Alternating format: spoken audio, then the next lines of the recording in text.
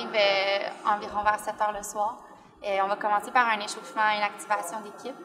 On va s'étirer. Ensuite, on va souvent faire un échauffement tumbling parce qu'on fait tout ce qui est gymnastique au sol de base. Puis ensuite, on va embarquer selon on est à quelle période dans l'année sur les stunts.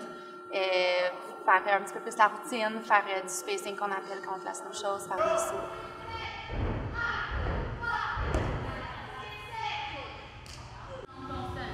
Donc là, ce qu'on va voir, c'est du 7, 8, 1, 2, 3. Le cheerleading, c'est 95% de préparation, 5% de présentation. Par contre, la journée de présentation, tout peut arriver.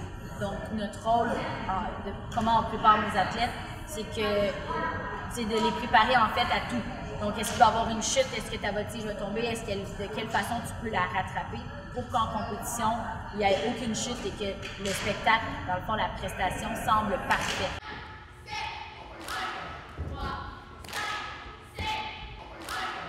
En compétition, sur le terrain de football, c'est beaucoup de stress, c'est beaucoup de gestion du stress.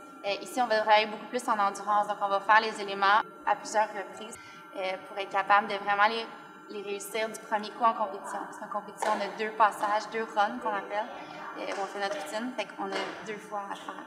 Tandis qu'en entraînement, on va avoir des répétitions 15-20 fois par entraînement.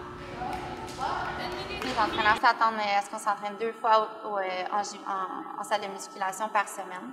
Puis ces entraînements-là, c'est plus au niveau musculaire, mais aussi au niveau cardio, parce que ça prend beaucoup de cardio. Pour une routine de 2 minutes et demie, c'est court, mais ça nous demande beaucoup d'énergie. Il y a notre kinésiologue Ariane qui adapte les programmes selon on est rendu à quelle période dans l'année, fait qu'on travaille plus en force ou en endurance, puis qui va vraiment s'assurer qu'on a un entraînement global selon nos positions, qu'on soit voltige, base, ou il y a même des entraînements adaptés pour les gars dans l'équipe.